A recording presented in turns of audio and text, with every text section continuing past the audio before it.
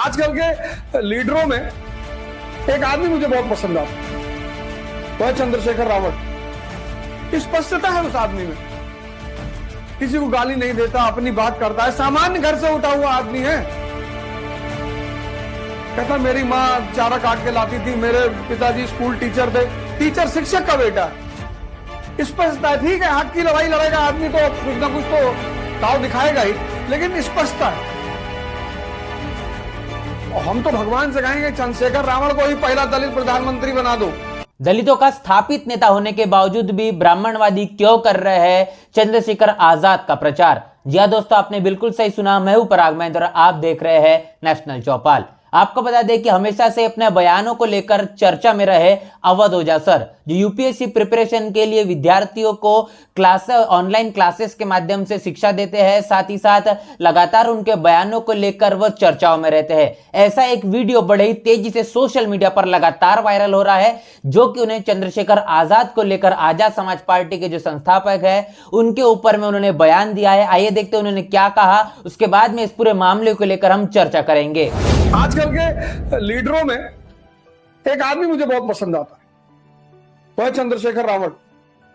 स्पष्टता है उस आदमी में, किसी को गाली नहीं देता, अपनी बात करता है, सामान्य घर से उठा हुआ आदमी है।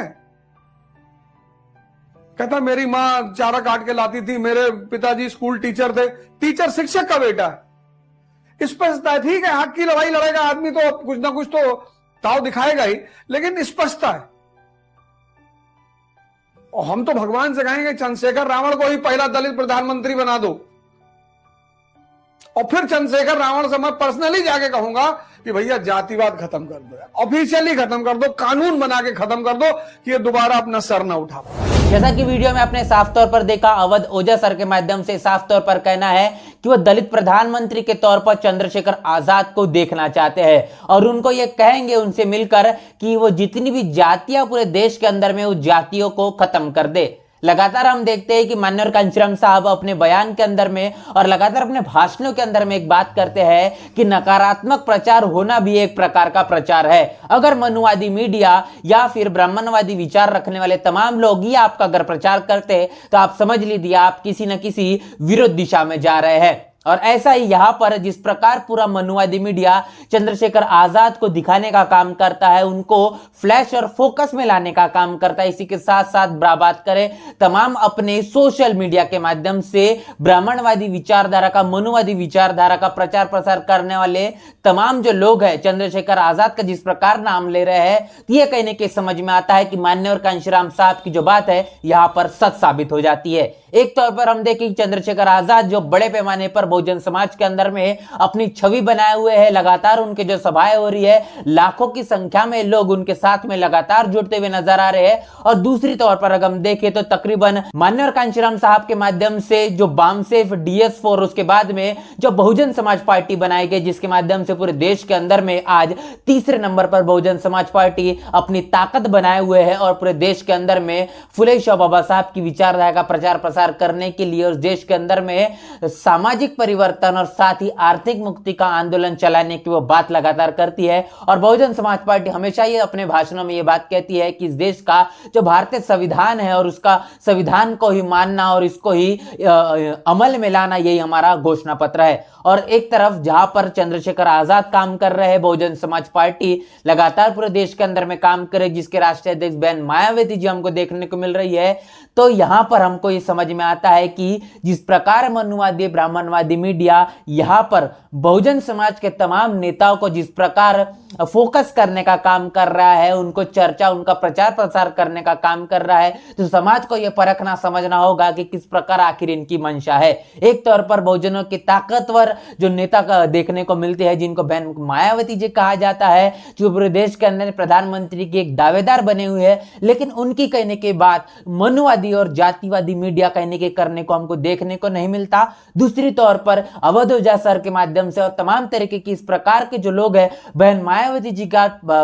जी का नाम प्रधानमंत्री के दावेदारी के तौर पर भी देखने को नहीं मिलता। तो आखिर चंद्रशेखर आजाद जो कहने की उनके पार्टी को मात्र सिर्फ 1 वर्ष हुआ है ऐसी आजाद समाज पार्टी और लगातार उनका जो बढ़ता हुआ जनाधार, ऐसे में मनुवादी मीडिया के तरफ से उनको जो प्रचार प्रसार उनका किया जा रहा है और तमाम मनुवादी और ब्राह्मणवादी विचारधारा रखने वाले लोग हैं उनका कहने के जो प्रचार करते हुए नजर आ रहे हैं, समझना देखना, समाज को ये देखना परखना होगा कि आखिर ये तमाम मनुवादी विचारधारा के रखने वाले लोग ये किस दिशा की ओर समाज को ले जाना चाहते हैं। क्या ये बहुजन समाज को बरगलाना चाहते हैं या फिर ये बहुजन समाज की जो दिशा है वो भूल करना चाहते हैं। एक तौर पर बहुजन समाज पार्टी लगातार देश के अंदर में गांव चलो अभियान के तहत खास तौर पर उत्तर प्रदेश के अंदर में काम कर रही है। सर्वप्रथम उन्होंने विधानसभा के अंदर में काम किया, अभी सेक्टर पर और अभी बूथ के तौर पर जिस प्रकार जमीनी स्तर पर बहुजन समाज पार्टी काम कर रहे, इसको कहने के मनुवादी मीडिया कदापि दिखाने के काम नहीं करता। दूसरी तौर पर अगर बात करें चंद्रशेखर आजाद की, जिस प्रकार लाखों की भीड़ चंद्रशेखर आजाद के सभाओं के अंदर में आ रही है, उसको कहने के दिखाने का काम नहीं करता। लेकिन प्रधानमंत्री के तौर पर जिस प्रकार अवध ओझा सर के माध्यम से जो बयान आया है, इसको बहुत बड़े पैमाने पर सोशल मीडिया के माध्यम से प्रचार प्रसार करने का काम और इनके बयान ये सही के कहने के साबित होते हैं कि आखिर जिस प्रकार इस देश के अंदर में चलने वाला मनुवादी मीडिया और इस देश के अंदर में जो सांप्रदायिक माहौल बनाने वाली जो भारतीय जनता पार्टी लगातार इस देश के बहुजन समाज को बरगलाने का, दिशा भूल करने का काम करे, उसी प्रकार ये तमाम जो लोग हैं इस प्रकार के जो चुनाव आते हैं, चुनावी दौर पर जानबूझकर कहने के इस प्रकार के बयान देते हैं, जिसके चलते बहुजन समाज जो अपना असल नेतृत्व है ये कहने के समझना देखना और इसकी जो विश्लेषण है ये करना कहने के गलत साबित कर दे और दिशा भूल होकर तमाम ब्राह्मणवादी और मनुवादी विचारधारा में लोगों के खेमे में चला जाए, इनके खेमे में जाकर वो इनकी पार्टियों को मजबूत करे, इनकी विचारधारा को मजबूत करे। अवध ओझा सर के माध्यम से जिस प्रकार ये बयान दिया गया सोशल मीडिया पर लगातार वायरल हो रहा है और लोग अपनी अपनी प्रतिक्रिया दे रहे हैं। ऐसे में यहाँ पर विश्लेषण के तौर पर आपने समझा होगा कि प्रधानमंत्री की दावेदारी के तौर पर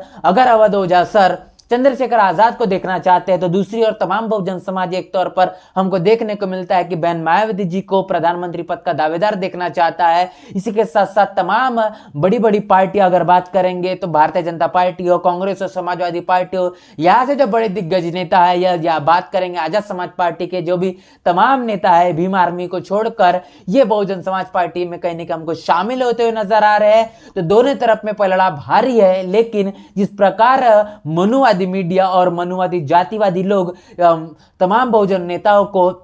उनका प्रचार प्रसार करने को देखने को मिलता है, तो आप समझ लीजिए कि कहने के हमारे जो बहुजन नेता है ये कहने के गलत दिशा में काम कर रहे हैं। समाज को देखना परखना होगा, विश्लेषण कर कर इन तमाम लोगों की चुप्पी, तमाम लोगों के बयानों को सही मायने में समझकर आखिर समाज को हमको बताना होगा कि क्या इस देश के अंदर में उनका मंशा है, क्या वो करना चाहते हैं। इस पूरे बयान को लेकर, इस पूरे वीडियो को लेकर क्या आपकी प्रतिक्रिया कमेंट बॉक्स में जरूर बताएं। अवध ओझा सर के माध्यम से जो सोशल मीडिया पर जो बयान आया है इसको लेकर आपकी क्या प्रतिक्रिया है, क्या आपकी सोच है, उसकी राय भी हमें कमेंट बॉक्स में जरूर बताएं। बने रहना एसएल चौपाल के साथ, तब तक के लिए जय भीम, जय भारत। बहुजन विचारधारा को घर घर तक पहुंचाने के लिए हमारे YouTube चैनल को सब्सक्राइब करें, लाइक करें, कमेंट करें, शेयर करें और बेल आइकन की घंटी दबाना ना भूलें।